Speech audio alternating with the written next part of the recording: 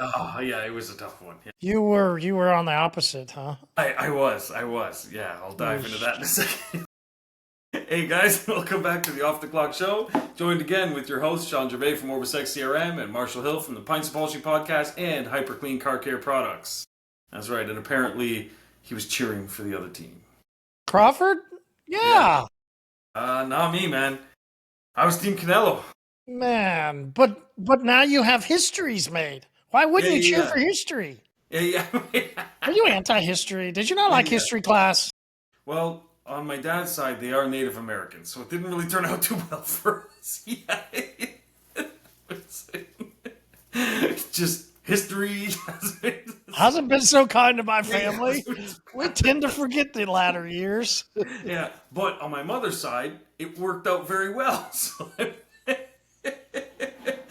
it's So a I only toss. went to history class when I was with my mom. Yeah. Exactly. Yeah, that's it. But yeah, no, it's funny.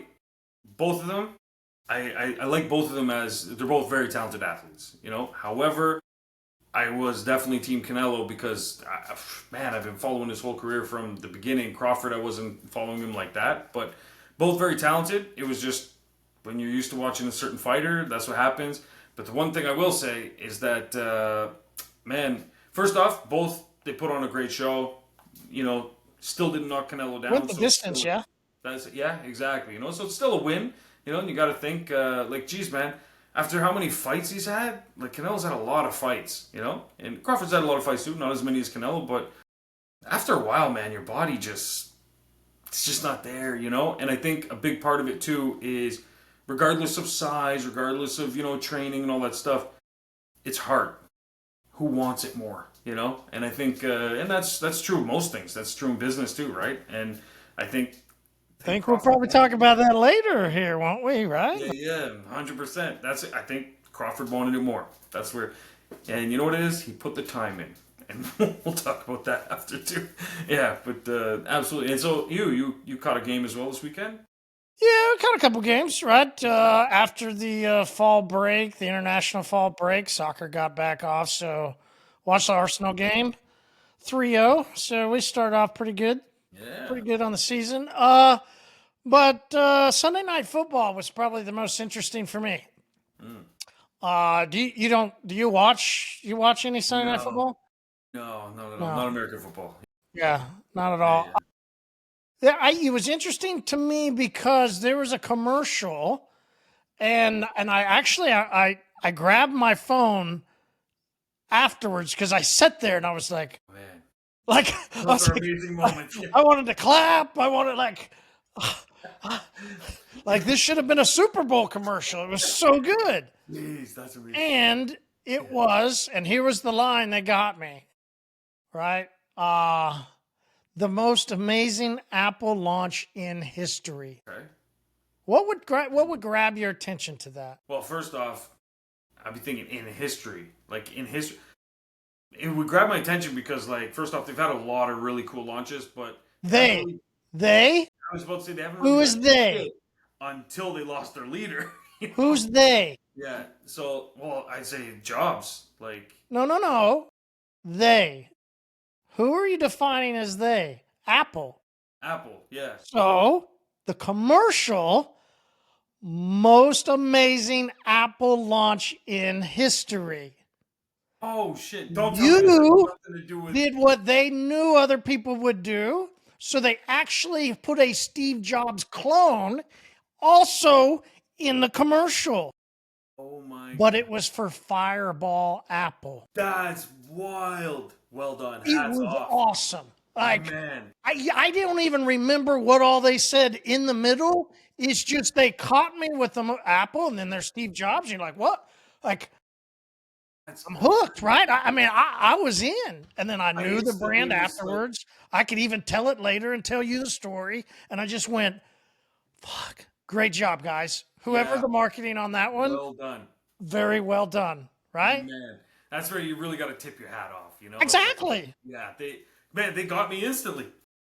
The minute you said it, there was no other Apple. There was no other Apple. You I wasn't forgot even. about Johnny Appleseed, huh? Yeah, yeah, I forgot about all of Went them. Steve Jobs and forgot about old Johnny.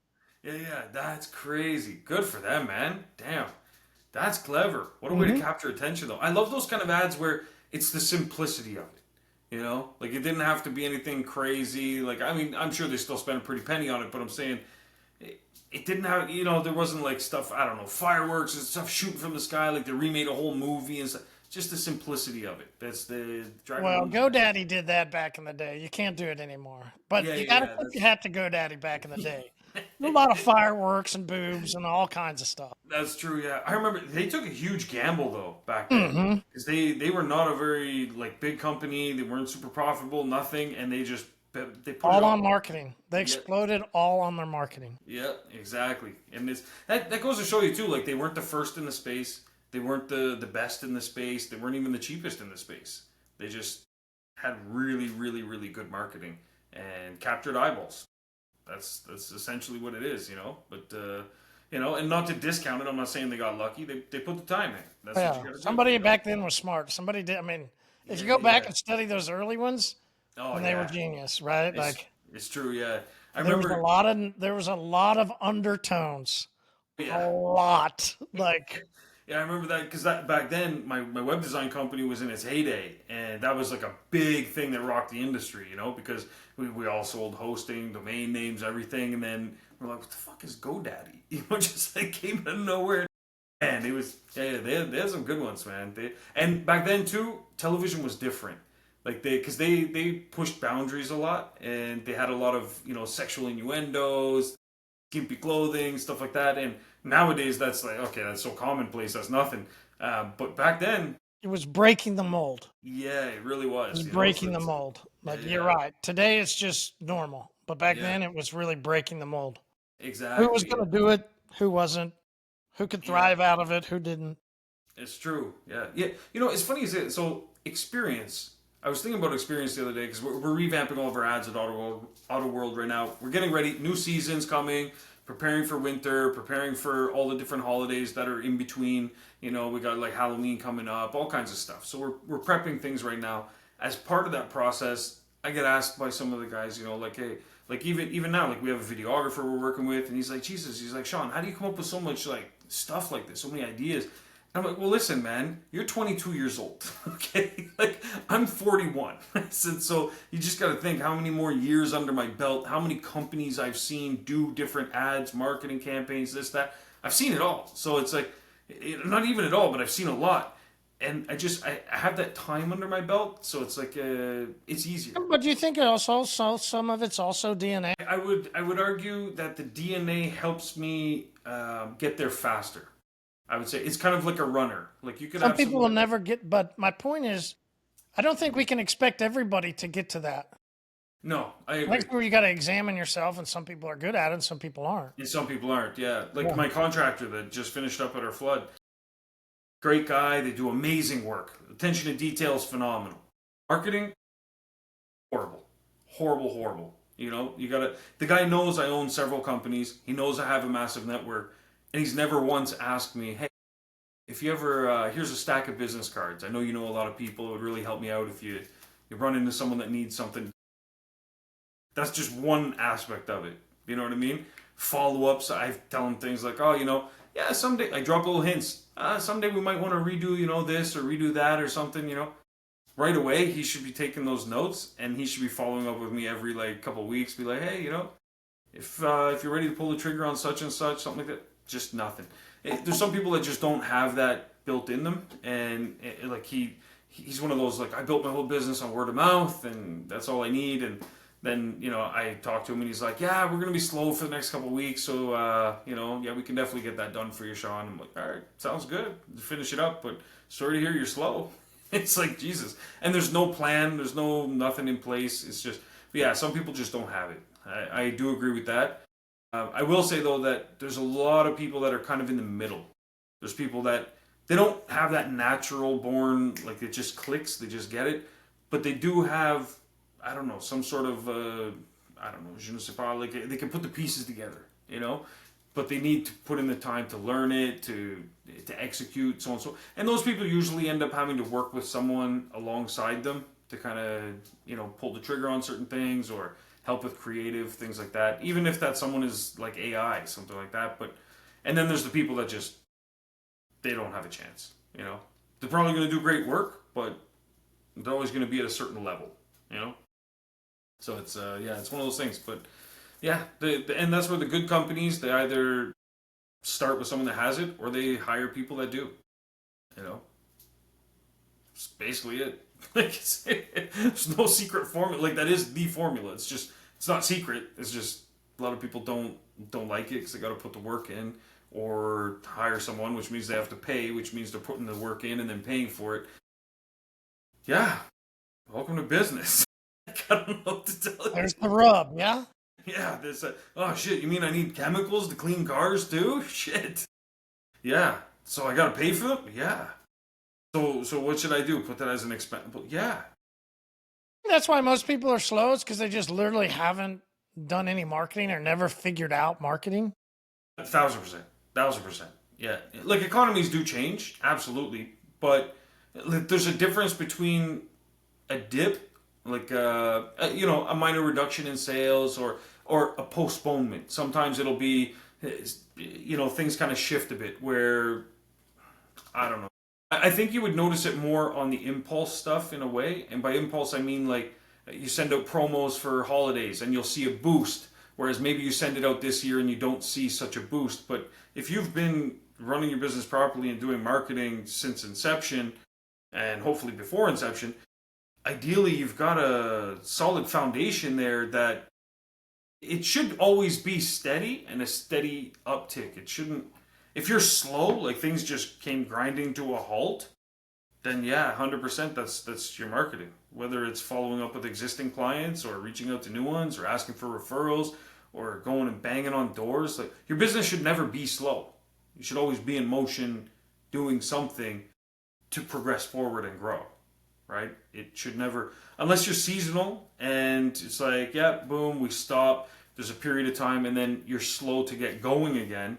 Like that takeoff sometimes, that uplift can be different. You know, some seasons it might be faster than others. Holy shit, it's a lot busier this year starting up. But if you're in business 365 and you don't close your doors, why are you slow? Like I don't understand. Are there busy seasons? Yes. But your slow seasons are what you should use as your benchmark, and then everything else is over and above, and then you work on making your benchmark higher. So you work on that becomes the new normal to the point that hopefully it reaches what you used to consider your busy season. And now your busy season should be so busy that now you're like, holy shit, I need to hire someone that's in charge of hiring because I have to keep onboarding people. That's where you get into scaling, opening up locations, so on and so forth. But that should be the natural progression of things, I would imagine. You know, but being slow, I don't know. What are your thoughts? What do you think? Like, if you're slow, is it marketing or is it the economy? Is it tariffs? Is it the heat? What is it? Oh, I think it's a combination because I don't know that you could just put one specific answer to the problem. There's definitely economy, right? Because in good economy, there's so much overflow. There's so much abundance. You can get away with cheap marketing, bad stuff. You can get away with collecting, you know, random customers that just call, right? Like random True, stuff. yeah. You can get away with it. But downward economy, no, you don't get away with it because they're not out there as much. Those people cut their expenses, so they're not really looking as much. Or they're going to really try and get you for that cheaper price and need a deal type of guy. They might be the same people that then complain afterwards and expect you to refund part of their money, or else they're going to leave that 1-star review. Yeah. So is it economy? Or we know that in bad economies, there's always people that thrive, right? I mean, even out of the Great Depression, you can go back and study the worst time in history of our known history, right? Like of economics, and there were still plenty of people that thrived during the worst time ever. So can't just put it on there. You have to go, he's got to also be the jockey. He's got to also be the guy that's guiding the horse, that's guiding the ship, that's steering it. So if that guy, gal, either they're good at it or they're not good at it. So did they put the time in, or this is the interesting part. Thanks to John. Really appreciate it. Nice post. Hey guys, took the tip, put his caution cones out, the orange cones, put his A-frame sign quite a ways from where he was cleaning the car. So it's a start, right? Absolutely. It's a start. I saw that and I was like, man, like he's a guy that gets it. You know, he does. He hears something, he's like, beautiful, great idea. Boom, puts it into action. And how long has he been listening? Man, since the beginning. Yeah, and he's been avid listener. He tunes in to the point that I even get messages sometimes. He's like so excited for the episode to drop. So like his anticipation even before, and that's where, as you explained to me before, where you were like, hey, we got to make sure everything's consistent. We always drop on these dates because people are going to be expecting that information, you know? And it's like they are. There's go-getters out there. Tom was a little lax. I was There was a moment he was like, "Hey, Shawn, we got to reel this in a bit." Yeah, it's and we did, which is good. I listened. We Yeah, did. absolutely, and you were absolutely right. And you can really see the difference with those guys, and that's how like his story is a great use case because he had moved completely. A lot of people wonder that, you know, they're like, oh, I'm going to be moving, and I'm basically starting from scratch again. You know, you're starting over, and he built his business back up, and it's by putting that time in, that effort. He understands. Okay, I'm back to pushing the boulder up the hill again. Eventually, you get to the top of the hill where now it's easy to push, you know, and he's putting that work in, and to see that first off brings me so much pride. Man, I'm so proud of him. Like it's to see someone that listens to something and is like, and you know what? He's probably heard some ideas that we've mentioned, and he's like, you know, there's a lovely bouquet. I didn't like that flower, but those other 11, they were just perfect, you know. But he's being discerning, and he's realizing, okay, I can get some cones. Beautiful. What a great idea. Try it out, see what happens, put it into play, and then post about it. And I'm Right. hoping, The next step is to then just do the A-frame. It says caution and put it like a quarter a mile down, right? Like yeah. you And know, then people see that, and then 100%. just start building it up. I think that would be cool when he gets somebody that stops and, hey, I saw all this stuff out here. What's going on? And he lets us know. Inside of his post where he was letting us know, thanks for the tip, which I always appreciate. I mean, I think anytime either one of us, puts something out and somebody gets something out of it, thanks so much for, acknowledging that you got something out of it. I have other people that'll message privately, as you do too, but anytime somebody publicly says thank you, it's always a cool, man. Tip my hat back. Thanks so much. Appreciate that. I thought the interesting part about his post inside your group was, and it's nothing about the guy that made the post. I'm not sure if he'll listen or not. The most interesting part was a guy that was asking for what was the tip, and the response was, "Well, you need to listen to the episode." The guy was like, "Well, can you just give me the timestamp?" So you mentioned a second ago, Dijon put in the work. He put in the time. And the reason why I say I don't want to mention this guy's name, anybody can go find it. And if the guy, it doesn't matter. It's because he's just one of hundreds of thousands of other people. And it's not about him. It's about how many other people fall into that same mindset as he does. You can find him in all the other groups, find him in all that, right? Hey, what's the answer? Yeah. Now, we can all, if we can think back for a moment, we can all go back to high school, whenever, and maybe you were the person that was going, psst. That's the answer to number 16. Or you were the person getting someone asking, fuck, hey, man, shut up. Yeah, exactly. I'm trying to. They're gonna throw out my test now, thinking that I'm cheating. Like Jesus, man. Right? All night last night even in the basics of that, right? We can go back and remember. I mean, that same guy is now going, Oh, hey, there's an answer out there. What is it? Yeah. Oh, can you just give me the exact time that they say it? I go, ooh, sheesh. My guy, like, Yeah, and it's like I could, but should I? And mm-hmm.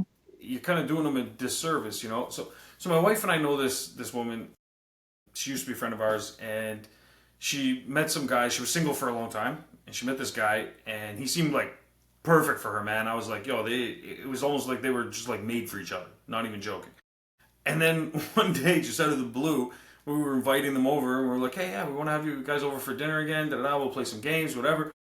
And she was like, yeah, no, I broke up with him. I said, what? What the hell happened? I thought it was something serious. He asked for the tip? Her response, yeah, yeah.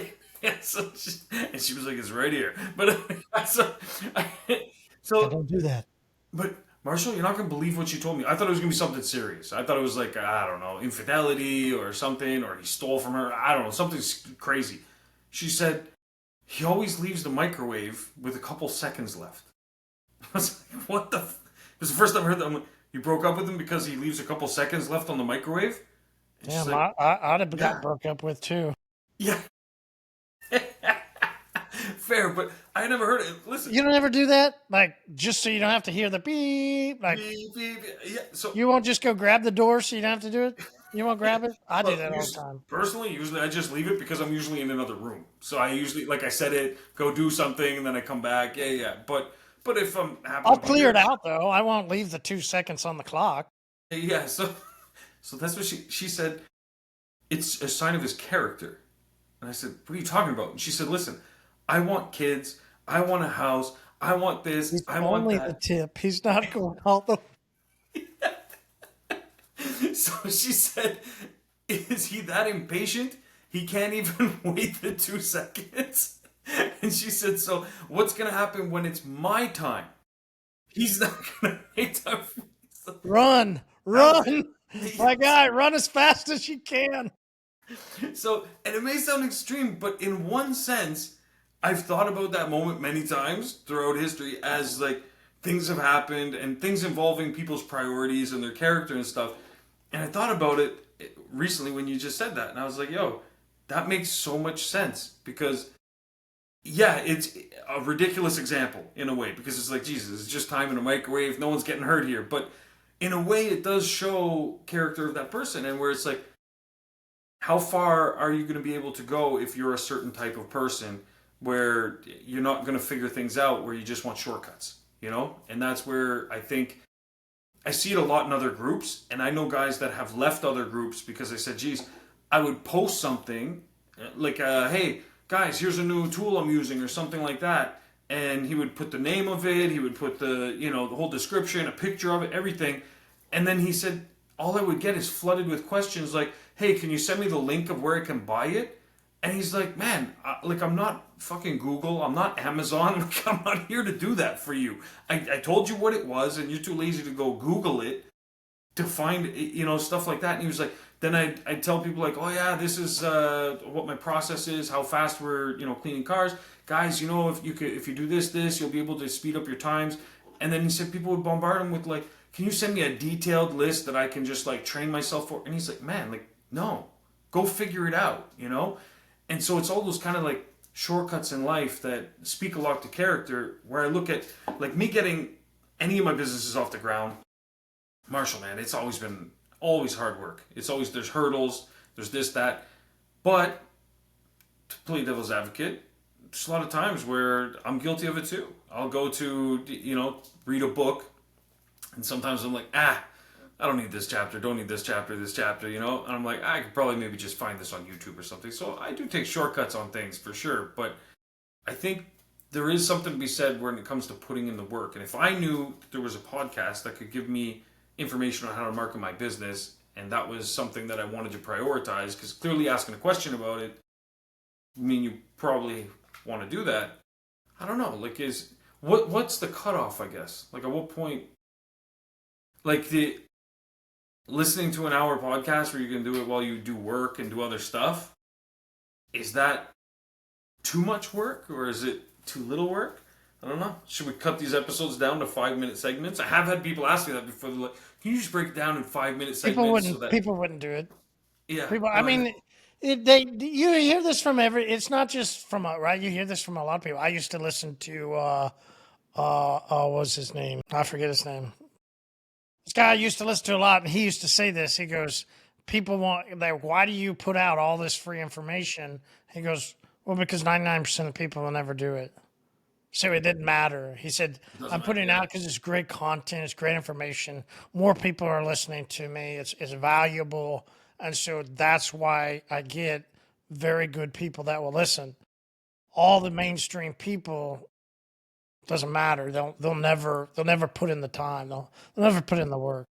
it's true, and I agree, and that's true for a lot of things. Like I've even been asked by people before, like, "Why do you let other shops in your own city use OrbisX? Gary Why?" V. God damn, I couldn't Gary remember his V. Oh name. yeah, yeah, yeah, But yeah. that's who that quote is from, and that's why he Nice. said years ago, like why he used to put out so much information was Yeah, because no most people will never do it. Like, exactly. Because you're gonna help maybe 0.5% of the population. and those people that really value it will really reward back for him, and so it makes sense, you know.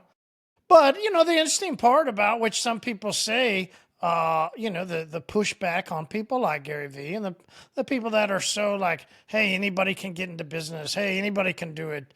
They'll use your analogy of pushing a stone up a hill. You eventually, can just let the stone fall down, right? You get to a point, and you just have to get through it.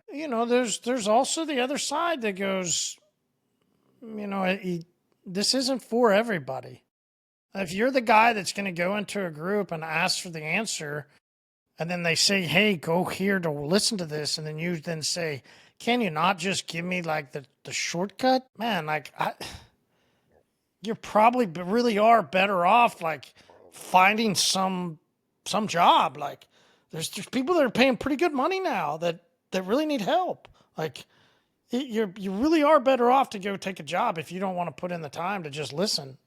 You really should. You really The should. time is the time is crazy. That has to go And into this Shawn, just stuff. hold on. Just think for 25. Like, you're 25 years old. Think about that.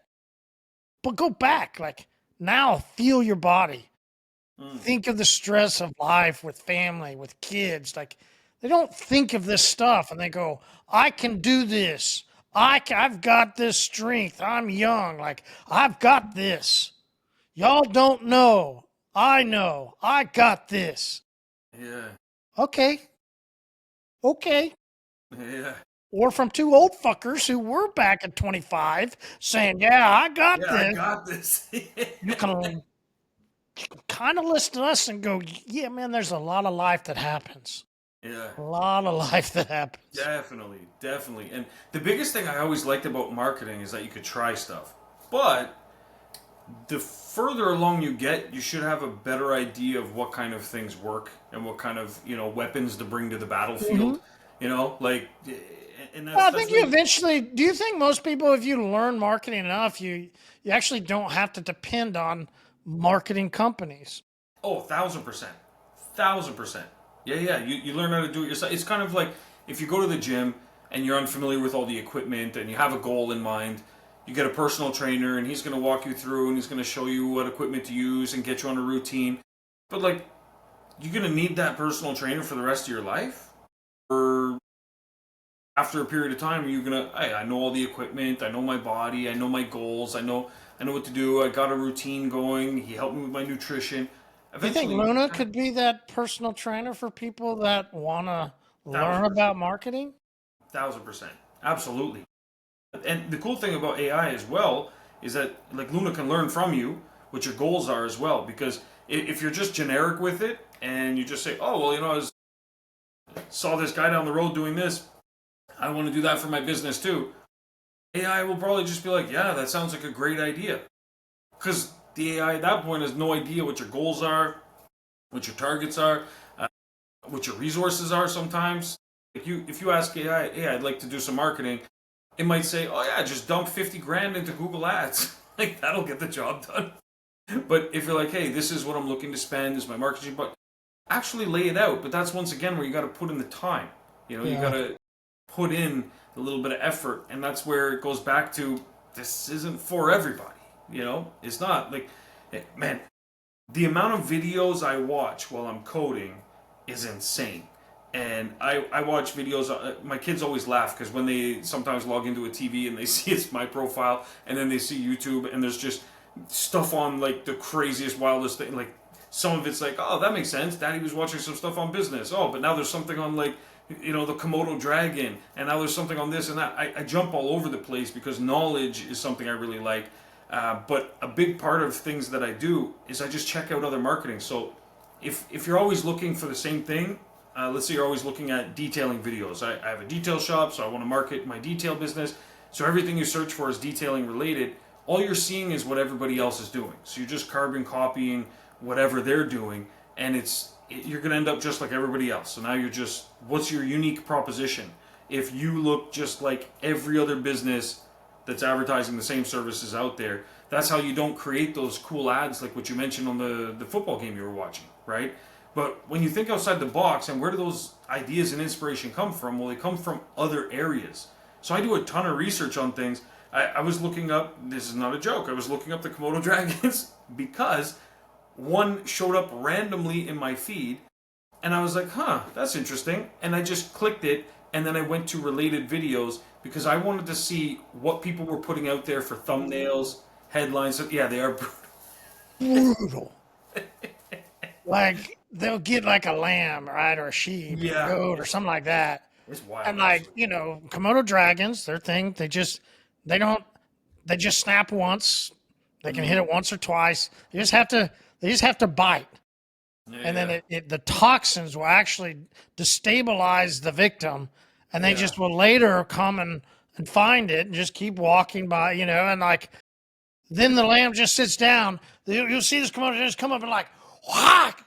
And then like you hear this lamb go, and it just starts shaking it, and you're like, oh, yeah, man. And then it's just, and it just swallows it, and you're like, what the hell just happened? Yeah, it's true. Brutal. Yeah, it's wild. Yeah, but man, I tell you, I was looking at some of the videos to see video lengths.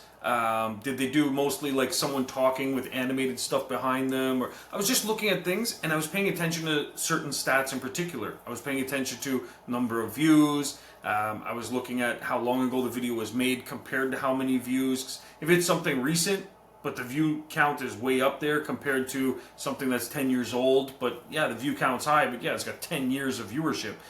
So I was looking at different things like this because I'm always curious to see what's working, what's out there, because reality is, it's not about me, it's about my customers. My customers are also looking up Komodo dragons, and they're looking up, how to build you with Lego, or how to make the perfect scrambled eggs. Customers are looking this stuff up too. And so if you can make videos that resemble those kinds of things, that's how you know, okay, this is going to be successful, this is going to work. It's like getting free university. So I study things like that, but I spend a ton of time looking at these things. A lot of it just clicks now because I've been doing stuff for so long. But yeah, you get to a point where you don't need an external person to that you have to pay money to, oh yeah, we're going to run all your ads, you just give us the ad spend, it's going to be, $5,000 a month, we'll take care of everything for you. First off, there's a different kind of pleasure, I think, that comes from being involved in it and seeing your company grow and expand, and it's your hard work. There's that side of things. But aside from that, you're the one that's going to have the insider knowledge into everything in terms of what you guys want to do. You'll be able to move a lot faster because you can make a decision on the, turn of a dime. You don't have to wait for someone else and go through their approval process or whatever it is for their ads and stuff. And then the third part of that too is that you can try random stuff.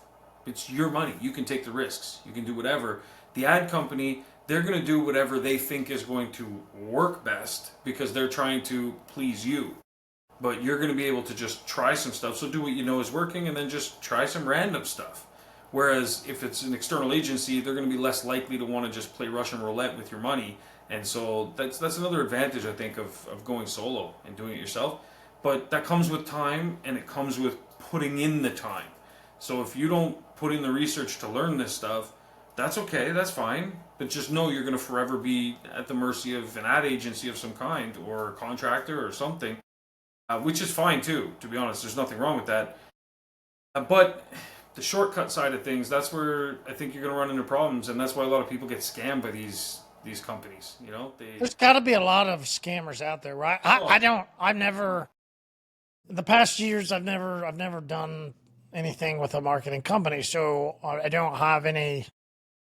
I don't have any stones to throw here, right? I'm just not yeah. right. So I have no data, right? Don't take. I just see their advertisements on social. I just see some of the quote unquote marketing guys for detailers. I just see what they say in some groups, right? Like I just watch. That's all. And it is interesting. Mhm. It is interesting. Very much so. You know what's funny to me about it? I was in the advertising world for a very long time with my ad company, and most of the time we weren't running ads. A lot of our stuff was in fact word of mouth because we'd have a good client. In the beginning, it was a lot different, but after 2 or 3 years, it was we'd be working with an ad agency. They would be having a meeting with someone that they're working with, and they would say like, "Oh, by the way, we saw Creative Designs is taking care of your ads. We're going to reach out to them too. How's your experience been?" So we got a lot of like those very very warm leads that way. But in that sense, we were fortunate because of how we positioned ourselves. But a lot of my like competitors, they weren't competing directly necessarily. But the thing I always noticed about them is they weren't running ads. Even now, there's one Blue Fountain. They're huge. They were working on some of the Toyota campaigns at the same time we were, and they've never run ads. Like they just don't do ads. They definitely don't do ads to like, hey, I can guarantee you 50 detailing leads a month and stuff like that. They're not doing those kind of things. I'm not saying that there aren't maybe some legit guys out there, but I'm just saying I haven't come across any. To the point that when people ask me for a referral, I don't really know what to tell them. I'm just like, I don't know, man. I'll send you some links to places where you can learn this stuff on your own, but I don't really have a good agency that I could wholeheartedly just recommend to handle all that for you. There's some that I thought had promise, and then people reach out and they're like, yeah, they took like 3 weeks to get back to me. There's others that reached out to and they're like, yeah, it started off really strong. The first week was amazing, and then things just nosedived. Is that because so many people think when they think of marketing, they only think of social media marketing? True, Right. So that's you go true. back to Dijon, and what we were doing there was that's marketing. Yeah, 100%. That's guerrilla marketing at its Yeah, core, right? Like on the street, face to face. yeah. How do I market to people driving by? And Like I actually think it's some of the most effective as well in terms of building a long-term established business. Online marketing can work well, also obviously, and the advantage is you can scale quickly and easily. The thing I find with it though is that it's not as long-lived as other forms of marketing that I've seen. Like when you, I mean, it can be depending on how it's done, but you're going to spend a lot of money getting that. As the guerrilla marketing side, the thing I always liked about it is you can build such a solid base of customers and just continuously grow, and you're in control of it because it's offline. It's not like, oh, your ad got disproved, or other things that can happen, like your ad spend ran out, maybe your credit card got compromised, and oh shit, that's the one I use for all my ads. Like, there's so many things that can happen, but the biggest one that happens is usually your ads suck.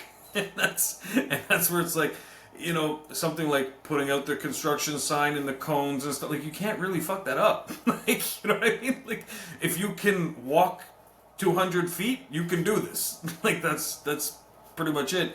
And oftentimes those things are super super super effective, especially if you're in the field. And there's also a very very small learning curve.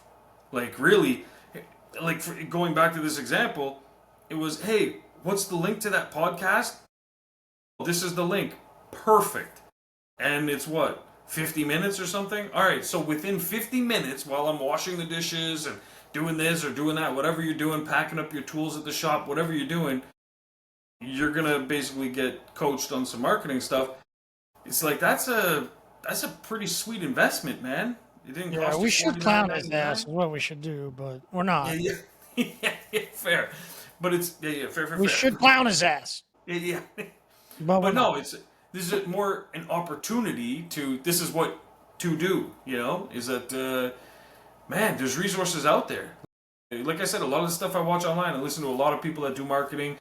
I listen to a lot of marketers from other industries as well, like people that own gyms. There's one I just finished reading too. I don't know why he made the book this big. It's thin in terms of number of pages, but the actual size of the book is almost uncomfortable to hold. And I think it's called like sell like $1 million offers. I think that's what it's called, something like that. I don't know. I'll look it up. I got it somewhere in the library here, but the book itself is just abnormally large, so it's kind of difficult to hold. And I'm a read in person kind of book guy most times. But anyway, the guy started a gym and he swept the competition away basically and just dominated his space, franchised out all kinds of stuff. He did huge numbers in an area where everyone said it was saturated. You're not going to make a go of it, this and that. And he did it all primarily with guerrilla marketing. And he just crushed it because he understood the psychology of his customers. And so by understanding how they operated, the seasonality of it, how he could capitalize on that when they're leaving other gyms, how he could get referrals, all that stuff, he did a great job. And I read stuff like that because it doesn't have to pertain to detailing. Like if you're looking for a detailing marketing book or something like that, there's not like shelves and shelves and shelves of them. No. So you gotta think outside the box here, you know. So when you're in YouTube, think outside the box, and the big name guys are good, like Gary V and stuff like that, sure. But in my opinion, after a while, they do get repetitive, and as of late, in particular, they're very much geared to, oh, are you running an e-commerce business? Here's how you can do it. You can scale to like hundreds of thousands a month, and so on and so forth. Yeah, guerrilla marketing is much more personal. Like it's Yeah, it's very much like in your big time. area. Big time. And what we're selling is a very personal service. You're inside someone's vehicle. You're inside someone's car. It's the same thing like your wife goes through with like house cleaning. Anything people put a lock on and allow you inside, they put private stuff in there. You know what I mean? It's they spend time in there. That's their space. And so it's a very intimate relationship that we have with customers. There are those customers that just don't care and they just want the cheapest price possible and stuff. But as we've talked about already, those aren't the customers, like you're drawn in flies, you know. So focusing on the other relationships, that's how you build a long-term stream of like-minded customers and birds of a feather kind of thing. You're going to build a well-established business that doesn't have slow periods, because those guys, as we've talked about before, the traits of those kinds of people, like when you go to like the dance competition I went to, full of a room full of people that all have similar traits. They all, you know, they wake up on time. They're not getting stupid drunk in the evenings at the club and then stumbling home and then sleeping in till 10. These people, you know, they might have a couple glasses of wine. They're very regimented. They wake up early. They like cleanliness. Like, there's characteristics of all these people, and you'll be able to attract those people. And those people don't have slow times. They don't. Like during the whole pandemic, during any of the recessions we've had, there hasn't been a moment where it's like, Jesus, Marshall, I don't know. Like, I think I'm going to have to talk to my wife and we're going to have to cut Netflix and cut this and that.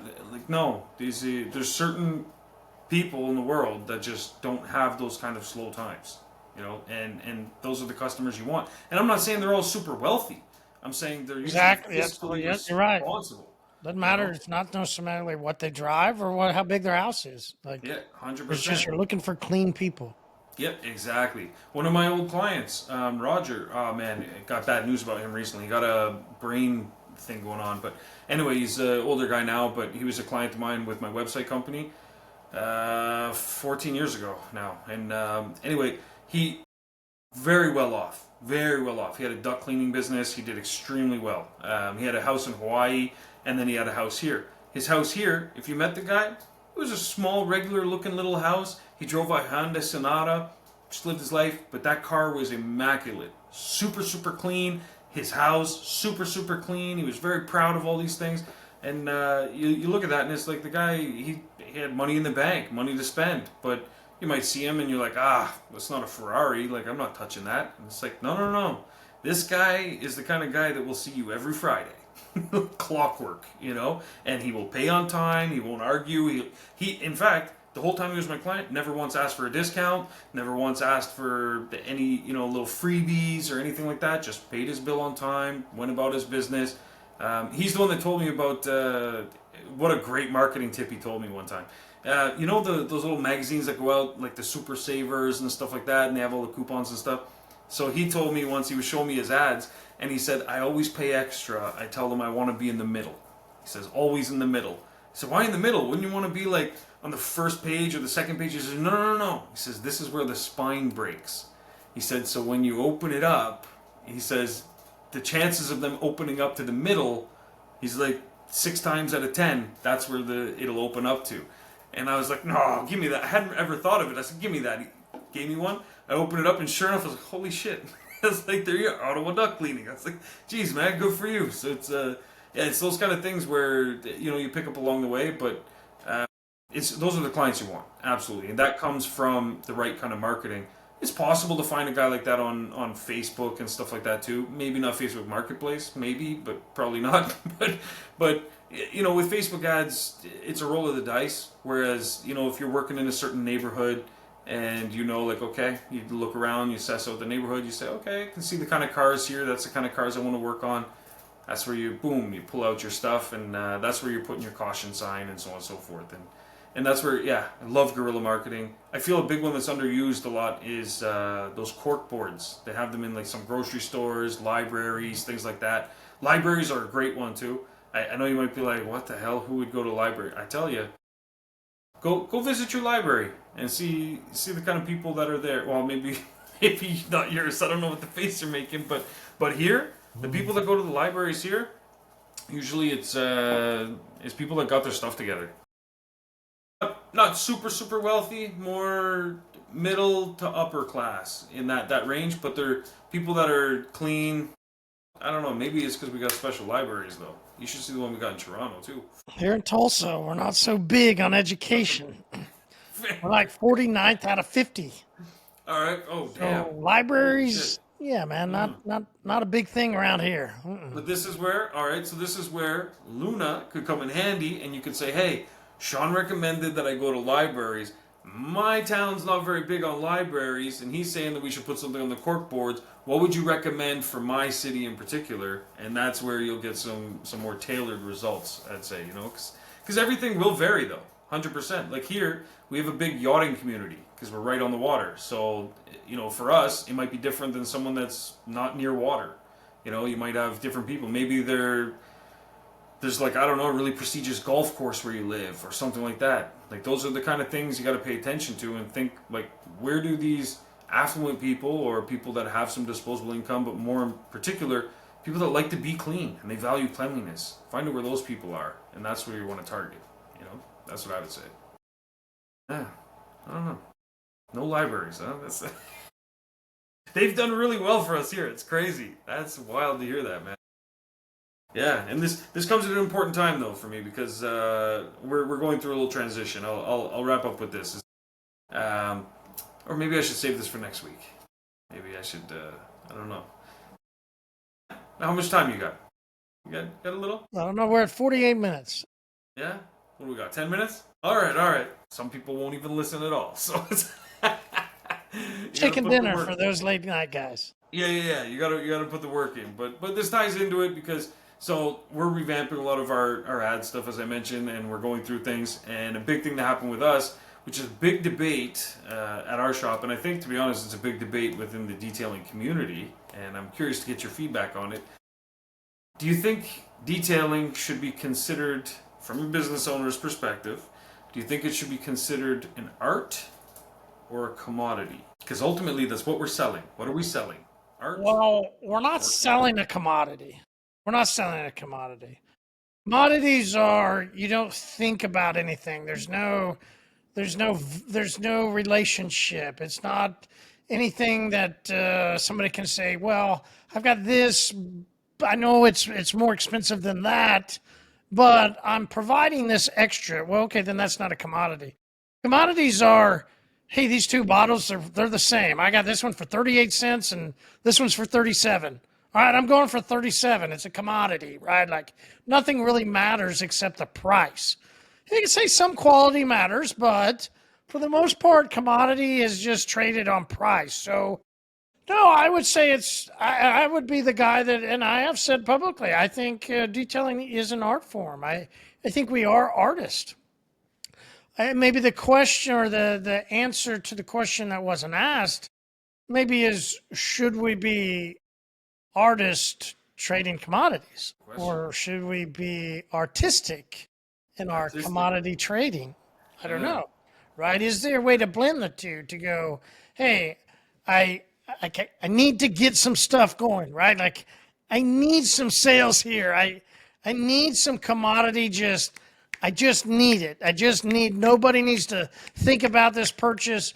I need people not to think. I need people not to care. I just need them to just click buy, right? Yeah. Then that's commodity. There really is. Like True.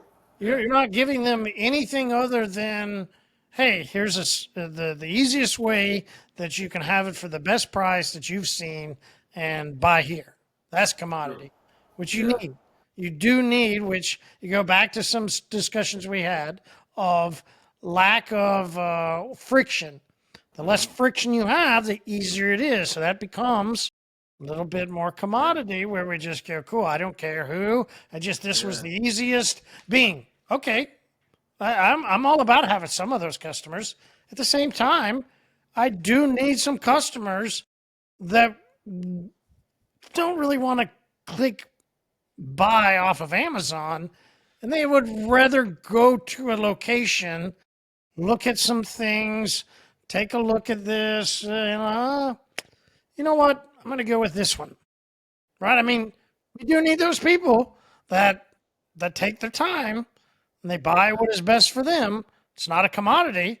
They True. actually take the time to go out and There invest. are different mentalities of the customer there, right? And they do end up being oftentimes drastically different customers, right? So, like if your goal is, I want to sell more maintenance plans, for example, then you might be leaning more towards the art side of it instead of the commodity side of it in a way, in the sense that, yeah, he just wants to, I want to buy whatever it is. It's See, I was something. going to say the other way.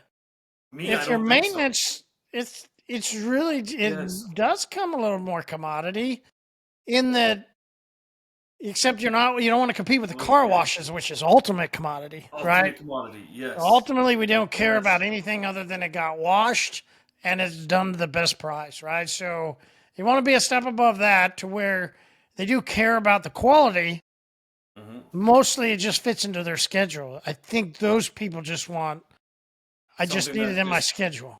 yeah, yeah, 100%. So I think though, for us with the maintenance side, so we've got two types. Like we have a kind of like our express maintenance. We have guys that come every Friday for the weekend. They don't really care too much what their car looks like throughout the week. They're like, yeah, yeah, I'm just going like work home, that's it. But they said Car wash, Friday, yeah, exactly. So Friday they come in, boom, and they just it's like a a wash and vac. basic interior, exactly. It's nothing like we don't spend a ton of time. But then we have others, they come usually once a month, twice a month, and it usually revolves around certain things that are happening that month.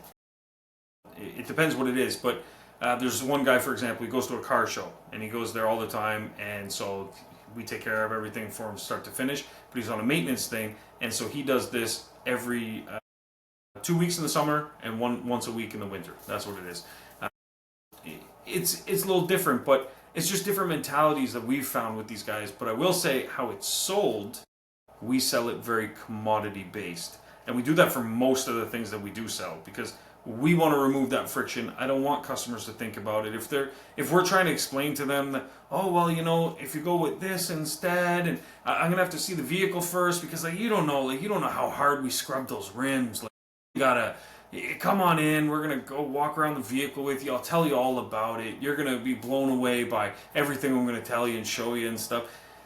You just, for me, you're adding so much extra shit that the customer is gonna have to think about, a million reasons for them to pull out. Like it's just, for me, the way we sell a lot of our stuff is very much as if it's a commodity, and we look at it that way. But a lot of detailers I talk to, they're selling it as if it's art. They're selling it as if it's like everything is tailored to you Essential, or exactly. is it a luxury service?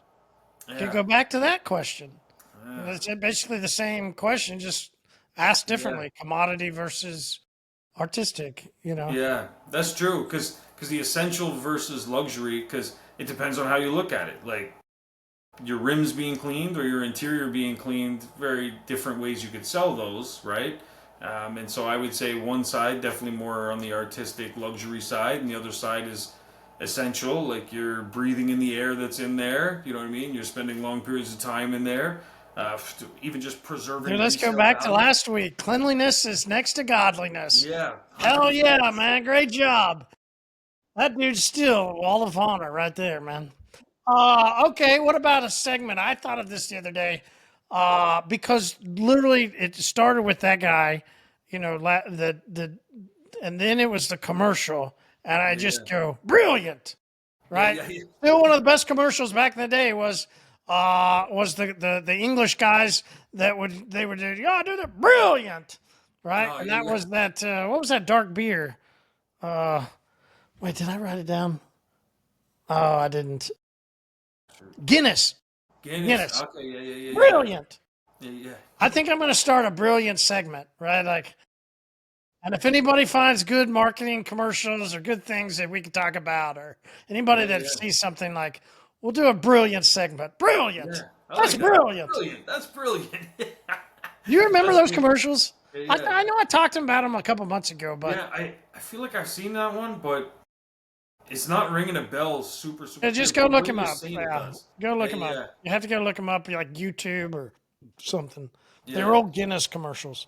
All right, I'll check that out for sure. And man, I love advertising so much. You have no idea. Like that's where, because some industries too, it's like how the hell do you even market it? And when I, you know what I think of when I hear people tell me that it's like it's hard and I don't know, it's slow and I don't know what to do. Like man, we are in the perfect industry. My God, everybody loves their fucking cars. We've built a culture here where people love their cars. They love them so much. I think back like cemeteries. Imagine trying to promote a cemetery. You know how fucking hard that is? And yet they do it. They've found ways. There's cemeteries around the world that they've built whole attractions around, just getting people there. And like it's anyway, I could go off about it, but there's so many boring industries where marketing is, in my opinion, challenging. I feel like we're actually blessed. Like that we've built a culture that people love their cars. We've built a culture that, for the most part, does value or put a value and a price on cleanliness. Um, Man, we're in a perfect scenario, and I think that with AI, asking it questions, what can I do? How should I do it? Listening to our podcast, trying things, actually executing things, paying attention in the group when you see someone's doing something, be like, holy shit, yeah, right on. Go try it out, then post your results. Actually listen to the episode, then try it out. I feel what happens is, as a community, people stop posting things often because they're like, fuck, I get bombarded with nonsense. It's like I might as well just kept it to myself. And so it's one of those things. But fortunately, we don't have that problem. We just share stuff, and then people execute it. We don't really have to like people aren't commenting on the live feed, so it's like whatever. When it's done, it's done. But I think that yeah, I think we really are blessed to be in that industry, and people need to change the outlook of the way they're looking at advertising. It's not that scary. It really isn't. You're not trying to market something that's really difficult. Like imagine the company that makes elevator buttons. Jesus. You know what I mean? Like, just shoot me. Like, it's all basically just like phone calls and door to door knocking, like elevator door to door. But it's like we're in an industry that's fun. Go check out some car ads, some beer ads, get some inspiration. I love watching the ads with Ryan Reynolds. I don't know if you've ever seen any of those that he's got, but oh my god, man, they're just hilarious. Like lean into humor a little bit if you can. Humor is great for ads, but yeah, it's a fun industry to market in, I think, and it can be daunting, I guess, to take on advertising on your own, but unless you have an ad agency that you're going to work with that's got some creative ideas and not just like, oh yeah, we're going to basically do the same thing that we've done for 50 other shops on Facebook, and it just looks like a brochure. Like you got to focus on something that's actually going to draw the customer in. Actually, I was watching a thing today. I won't dive into it because it'll take up too much time, but I'll just post it in the group after. It was a video. This guy broke down landing pages and how to build nice landing pages using some examples of some websites, and he did a really good job breaking it down and the key pieces to put and how to change the wording of them. So he used one of those, I don't know what you call them, but the pre-made like food kits. Those like comes to your door. Jeez, I can't even think of one of the names Kind of now. like HelloFresh and stuff like Yeah, that. HelloFresh. Thank you. Yeah. He broke down their website and how they would say something like, instead of saying, oh, it'll save you time and be more convenient, they would say different things like, arrives today, same taste you love, or something like that. Like just different ways of saying the same thing. He broke it down, and when you watch something like that, think about how that applies to your business. And so you say, okay, so how would I say, oh, mobile, convenience in your driveway? How would I say that in a different way that doesn't sound like it's just bullet points in a brochure? And then you'll find that the ball just starts rolling, and then you have those same messages throughout all your ads. Whether you're doing something in person and you're making an A-frame sign, or you're doing a pop-up tent with a banner, or you're doing some social media ads. You just start using the same lingo, and it starts to come natural. But you got to put the time in. If you don't put the time in, unfortunately, you're going to be like me and Canelo and just crying after the match. That's basically what's going to happen. But put the time in like Crawford, and you're going to walk away a champion.